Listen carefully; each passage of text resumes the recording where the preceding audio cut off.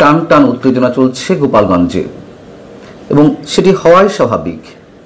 নিশ্চয়ই পুরো দেশের মানুষই গোপালগঞ্জের দিকে এই মুহূর্তে তাকিয়ে আছেন, যেটি সবশেষ পর্যন্ত আমরা জানতে পারলাম যে গোপালগঞ্জে এনসিপির পদযাত্রা কিংবা মার্চ টু গোপালগঞ্জকে কেন্দ্র করে পুলিশের গাড়ি ভাঙচুর করা হয়েছে, পুলিশের গাড়িতে আগুন ধরিয়ে দেওয়া হয়েছে গোপালগঞ্জের সদর উপজেলার উলপুর নামক একটি স্থানে। এবং এই ঘটনায় কেউ হতাহত হয়নি যদিও, তারপরেও পুলিশের পক্ষ থেকে বলা হচ্ছে যে এনসিপির পদযাত্রা ঠেকাতে নিষিদ্ধ ঘোষিত ছাত্র সংগঠন ছাত্রলীগের নেতাকর্মীরা এই কাজ ঘটিয়েছে। আবার আওয়ামী লীগ বা ছাত্রলীগের কারো কারো পক্ষ থেকে দাবি করা হচ্ছে যে পুলিশ গুলি করেছে, তার প্রতিবাদে তারা এই ঘটনা ঘটিয়েছে। আমরা আসলে সুনির্দিষ্টভাবে বলতে পারছি না কি ঘটেছে, তবে একথা ঠিক এনসিপির পদযাত্রাকে কেন্দ্র করে গত কয়েকদিন ধরে উত্তেজনা চলছে এবং যে গুঞ্জন ছড়িয়ে পড়েছে যে সেখান থেকে বঙ্গবন্ধুর সমাধিস্থল টুঙ্গিপাড়াতে বঙ্গবন্ধুর সমাধি গুড়িয়ে দেওয়া হবে বা ধুলায় মিশিয়ে দেওয়া হবে, এরকম নানান ধরনের উস্কানিমূলক বক্তব্য, নানান ধরনের গুঞ্জন আমরা তো গত কয়েক মাস ধরে শুনছি। এবং এই যে পদযাত্রা, এটিকে কেন্দ্র করে আমি আগেই জানিয়েছি গত দুদিন ধরে বেশ ধরপাকড় চলেছে, পুলিশি অ্যাকশন চলেছে, বেশ কয়েকজনকে আটক করা হয়েছে। সবচেয়ে বড় কথা হচ্ছে যাদের বিরুদ্ধে অভিযোগ রয়েছে অবশ্যই তাদেরকে আটক করা হবে, যারা হুমকি স্বরূপ রয়েছে অবশ্যই তাদের বিরুদ্ধে অ্যাকশন নেওয়া যেতে পারে। কিন্তু নারীদের অপরাধ কি? আমরা শুনতে পেলাম যে আওয়ামী লীগের কোনো কোনো নেতাকে আটক করতে গিয়ে না পেয়ে তাদের স্ত্রীদের আটক করা হয়েছে। যেমন গোপালগঞ্জের জেলা আওয়ামী লীগের সাধারণ সম্পাদক শাহাবুদ্দিন আজমের স্ত্রীকে আটক করা হয়েছে। শাহাবুদ্দিন আজম আরো মাসখানেক আগেই আটক হয়েছেন। সাংগঠনিক সম্পাদক শরীফুল আলম কাকন, তাকে না পেয়ে তার স্ত্রীকে আটক করা হয়েছে। এটি কোন ধরনের আচরণ?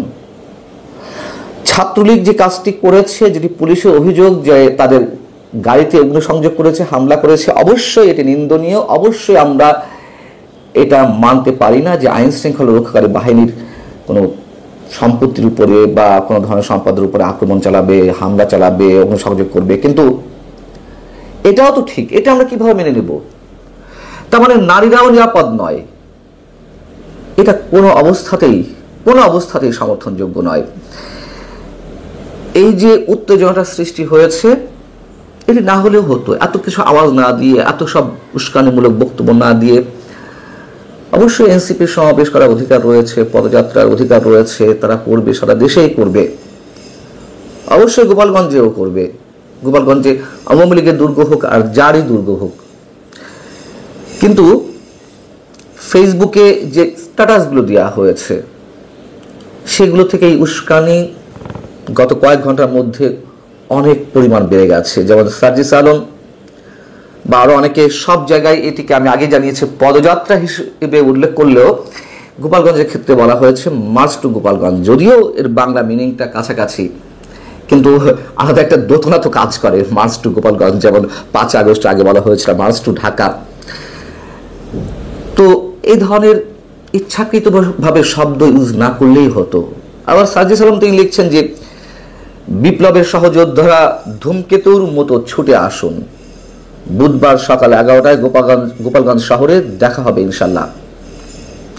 একই ধরনের পোস্ট প্রায় কাছাকাছি পোস্ট দিয়েছেন নাহিদ ইসলাম, তাসনিম, যারা এরকম আরো অনেকে পোস্ট দিয়েছেন। এবং যে গুঞ্জনটি শোনা যাচ্ছে, আতঙ্কজনক যে গুঞ্জন, 32 নম্বর ধুলার সঙ্গে মিশিয়ে দেওয়ার পরে টুঙ্গিপাড়ায় বঙ্গবন্ধুর সমাধিস্থলেও গুড়িয়ে দেওয়া হবে, আমার মনে হয় না এই ধরনের ধৃষ্টতা, এই ধরনের সাহস কিংবা বোকামি এখনো পর্যন্ত আমার মনে হয় না যে এনসিপির নেতা কর্মীরা দেখাবে। এটা হঠকারী সিদ্ধান্ত তাদের ভবিষ্যৎ রাজনীতির জন্য। এবং যেটুকু জানতে পারলাম, যারা এলাকা ছাড়া হয়েছিলেন, এলাকা থেকে অনেকেই গা ঢাকা দিয়েছিলেন আওয়ামী লীগ, যুবলীগ, ছাত্রলীগের, তাদের অনেকে নাকি রাতেই গোপালগঞ্জ ফিরেছেন। যদি কোনো ধরনের উত্তেজনাকর কোনো বক্তব্য কিংবা পরিস্থিতি সৃষ্টি করে এনসিপি নেতারা, তবে তারা বসে থাকবে না। আমরা কোনোটিই চাই না, নিঃসন্দেহে কোনোটি চাই না। তবে জেলা প্রশাসন একটি ভালো কাজ করেছে, যেটি শুনতে পেলাম যে এনসিপি নেতাদেরকে রুট দিয়ে দিয়েছেন যে তারা কোন পথে গোপালগঞ্জে প্রবেশ করবেন। গোপালগঞ্জ পৌর মার্কেটের পাশে তাদের সমাবেশ স্থল, সেখানে যে রুট দিয়ে তারা আসবেন সেই রুট দিয়ে তাদেরকে ফিরে যেতে হবে। সম্ভবত সেখান থেকে মাদারীপুরের দিকে যাবে। এটা অবশ্যই জেলা প্রশাসন একটি ভালো উদ্যোগ নিয়েছে। আর সেনাবাহিনীর প্রতি মানুষের একটা যে আস্থার জায়গা ছিল সেই জায়গাটিতে অবশ্যই চির ধরেছে, আমি আগে বলেছি। তবে এইখানে নিশ্চয়ই সেনাবাহিনী তৎপর থাকবে। অন্তত এখানে আর সেনাবাহিনী কোনো ধরনের তাদের কাজে শৈথিল্য বলি বা যে কোনো কারণে বলি 32 নম্বর গুড়িয়ে দেওয়ার সময় তাদের যে ভূমিকা আমরা দেখেছি, অবশ্যই সেটি গ্রহণযোগ্য নয়। সেটি অন্তত গোপালগঞ্জের ক্ষেত্রে আর পড়বে না, এটি আমাদের প্রত্যাশা। পুরো দেশ একটা ভয়ঙ্কর আতঙ্কের মধ্যে এমনিতেই রয়েছে, তার উপরে নতুন করে এই বিষয়টির কোনোভাবে সৃষ্টি করা হলে নিশ্চয়ই সেটি কারোর জন্যই ভালো হবে না। আমরা আশা করব যে এনসিপি শুভবুদ্ধির পরিচয় দিবে এবং যারা আওয়ামী লীগ কিংবা নিষিদ্ধ ঘোষিত ছাত্রলীগের যারা রয়েছে তারাও সব ধরনের অনাকাঙ্ক্ষিত পরিস্থিতি এড়িয়ে চলবে। সাধারণ মানুষ হিসেবে আমাদের এটুকুই প্রত্যাশা। হ্যালো, আসসালামু আলাইকুম চাচা। চাচা, আজকে কিছু কথা কই চাচা, তোমার খুব খারাপ লাগবো, তবুও কই কব। ও আমরা টুঙ্গিপাড়া ভাঙার সিদ্ধান্ত নিয়েছি চাচা। টুঙ্গিপাড়া আমরা আক্রমণ করব। হ্যাঁ, যুদ্ধ বাংলাদেশের সাথে গোপালগঞ্জের যুদ্ধ। জি জি, গোপালগঞ্জের সাথে বাংলাদেশের যুদ্ধ। হ্যাঁ, আমরা ওই যে শেখ মুজিব আছে না, বড় বঙ্গবন্ধু কয় শেখ মুজিব ওর ওনার কবর মাজার আমরা সব ভাঙে পেলাম। কি টুঙ্গিপাড়ায় ঢুকতে গেলে আমাকে অসুবিধা হইবে? আরে কিসের অসুবিধা? আমি সেনাবাহিনী আছে না, আমাদের ওয়াকারুজ্জামান আছে না, ওয়াকারুজ্জামান সেনাপ্রধান, হ্যাঁ, জামাতের চিফ, হ্যাঁ। আর ওই যে আমাদের আছে না, হুকুমতে তরিকত, আমাদের ওই যে ডক্টর ইউনূস সাহেব, উনি তো আমাদের নেতা। হ্যাঁ, উনি সভাপতি, সহসভাপতি হইল ওয়াকারুজ্জামান। কি হইব? টুঙ্গিপাড়ার মানুষ দা বড়িলে তো করে দৌড়াইবে। সারে দৌড়াই দেখুক না আগে, আমরা তো কইছি ভাঙা ফেলাম। হ্যাঁ, আমরা 32 ভাঙছি না, আমরা দেশের আরো বহু কিছু ভাঙছি না, তো কি হয়েছে? এরপরে আমরা ভাঙার সিদ্ধান্ত হয়েছে চাচা ওই যে সংসদ ভবন, স্মৃতিসৌধ ভাঙে ফেলাম আমরা। মুক্তিযুদ্ধের কিছুই আমরা রাখবো না। তোমার তো একটু খারাপ লাগবে, তোমার খারাপ লাগলো চাচা, আমি কই। এরপরে ওই যে শহীদ মিনার আছে না, কেন্দ্রীয় শহীদ মিনার ঢাকা ইউনিভার্সিটির পাশে, ওইটা ভেঙে ফেলাম। তাহলে মোটামুটি হ্যাঁ, যত স্থাপনা আছে মুক্তিযুদ্ধ, ভাষা আন্দোলন, এগুলা একেবারে সারকার করে দেব, ধুলিস সাত। আমরা তো এগুলো বিশ্বাস করি না চাচা। আমাদের প্রধান উপদেষ্টার নির্দেশ যখন আসবে তখন আমরা স্মৃতিসৌধ উড়াই দিব। সাভারে এত বড় জায়গা, ওখানে ধান খেতে হইব। আর ওই যে ভাষা শহীদদের যেটা কেন্দ্রীয় শহীদ মিনার, এটা উঠে দিতে পারলে ওখানে ফুলের বাগান করুন।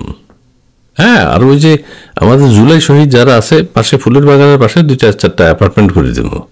হ্যাঁ, একটু জায়গা করে আবার ওই যে হ্যাঁ স্মৃতিসৌধের পাশে যে স্মৃতিসৌধ যদি ভাঙা ফেলাইছে, আচ্ছা বিরাট জায়গা, ধান চাষ হইব, প্রচুর শাকসবজি করা যাইব, প্লাস ওই ওখানে দৃষ্টিনন্দন ফ্ল্যাট বানাই দিব জুলাই শহীদদের আত্মীয় স্বজনের জন্য। হ্যাঁ, কি আমরা কোটার বিরুদ্ধে আন্দোলন করছি, মুক্তিযোদ্ধাদের বিরুদ্ধে আন্দোলন, তো আমরা আন্দোলন করি, আমরা তো মুক্তিযুদ্ধ মানি না, আমরা তো এটা মানি না। এখন নতুন মুক্তিযুদ্ধ আমরা 24-এ যেটা হয়েছে এটার সৈনিক। টুঙ্গিপাড়ার কথা কি আবার? তো তুমি টুঙ্গিপাড়া তোমার এত দরদ লাগে কেন? টুঙ্গিপাড়ায় গেলে আমরা পিটাইব কি? টুঙ্গিপাড়ার লোকজনের আত্মরক্ষার জন্য তো করে চাচা আমরা কিছু কইরা দেখুক, আমাদের নেতা আছে, আমাদের অস্ত্র শস্ত্র কইলাম না চাচা, তুমি ভয় পাই ব্যাপারে। হ্যাঁ, ঠিক আছে। আমাদের সিরিয়ালটা তোমার একটু লাস্টে কইয়ে দিয়ে, আমাদের টুঙ্গিপাড়ার কথা আমরা ঘোষণা দিছি, আইজ হোক কাইল হোক আমরা এটা ভেঙে ছাড়ব, গুড়াই দিব, মাটির সাথে সমান করে দিব, কোনো কবর থাকতে পারবো না বাংলাদেশে। তারপরে হলে জিয়াউর রহমানের যে কবর আছে না, ওই চন্দ্রিমা উদ্যানের ওখান দিয়ে ওইটা সমান করে নেবো, ওখানে হবে শাকসবজি চাষ হবে, বিরাট জায়গা। আর ওই যে স্মৃতিসৌধ আছে না, স্মৃতিসৌধ ভাঙ্গা গুড়াইয়া খান খান করে দিয়ে ওখানে ধানের চাষ হইব, প্লাস জুলাই শহীদদের জন্য অ্যাপার্টমেন্ট হইব। আর ওই যে কেন্দ্রীয় শহীদ মিনারের সামনে, শহীদ মিনার আছে না একটা ঢাকা ইউনিভার্সিটির পাশে, ঢাকা ইউনিভার্সিটির ভিজিত আমগো হিজবুত তাহিরির লোক। তো হেরে শুধু ওখানে ফুলের বাগান, শহীদ মিনার ভাঙাইয়া ফুলের বাগান, ওখানে কি ফুল দেয় প্রতি বছর বছর, কোনো দরকার আছে ফুল নষ্ট করার? ওখানে ফুলের বাগান হইব, বাগান হইয়া পাশে জুলাই শহীদদের জন্য স্মরণে, জুলাই শহীদ যারা ফেরত আসছে, তারা জুলাই শহীদ যে 65 জন 56 জন ফেরত আসছে, ওদের জন্য আলাদা অ্যাপার্টমেন্ট করে দেব। ওইটা বিরল দৃষ্টান্ত পৃথিবীতে। হ্যাঁ, ওইটা যে জুলাই শহীদরা ফেরত আসছে, শহীদরা কোনো দেশে কি ফেরত আসছে? বাংলাদেশে। সো এটা স্মৃতিতে ধরে রাখতেই বসেছে। তোমার এই আজে বাজে কথা, তুমি আমাদের এসব কর্মসূচি কোনোটাই পছন্দ করো না। না, তুমি পছন্দ করো আর না করো, আমাদের প্রধান তো পছন্দ করে, সব প্রধানরা পছন্দ করে। প্রধান উপদেষ্টা, প্রধান সেনাপতি, প্রধান নৌবাহিনীর প্রধান, প্রধান বিমান বাহিনীর প্রধান, হ্যাঁ সব প্রধান তো আমাদের। তাহলে তুমিও কি আছে? যাক, তোমার বসে বসে দুঃখ করো আর মুড়ি খাও। হ্যাঁ হ্যাঁ, যাই হোক, তোমার লগে আমার যে সম্পর্ক, এটা যাতে চাচা নষ্ট না হয় চাচা। হ্যাঁ জি, ঠিক আছে ঠিক আছে। কি কইলা? আমাদের কি আমগরে জাতি ক্ষমা করবো না? জাতি তো চাচা আমগর লোকে, জাতি তো আমরা সবাই রাজাকার হয়ে গেছি না। আমাদের সেনাবাহিনী, আমাদের নৌবাহিনী, আমাদের বিমান বাহিনী সব তো আমরা রাজাকার। আমরা তুই কে আমি কে, রাজাকার রাজাকার। চাচা বেশি কথা কইও না, 71 ভুলে যাবো। 71-এর যা কিছু আছে যা আমরা তো ভাঙে ফেলাইছি, এখন শুধু বাকি আছে ওই যে স্মৃতিসৌধটা। এটা ভাঙতে আমাকে কষ্ট হইব, বুলডুজার না। এখানে হয়তো বড় আরো কি আমরা বিদেশি একটা প্রযুক্তি নিব, যাতে একসাথে উড়ে যায়। একটা মারবো, স্মৃতিসৌধ উড়ে গিয়ে স্মৃতি হয়ে যাবে, বাস শেষ। ঠিক আছে, ওকে চাচা চাচা দাদা, কিছু মনে করো না, কথাটা তোমার শুনে দিলাম। ওকে, খুদা, আসসালামু আলাইকুম। স্মৃতিসৌধ আবার, হ্যাঁ, ভাষা শহীদ সব শেষ করে দেব।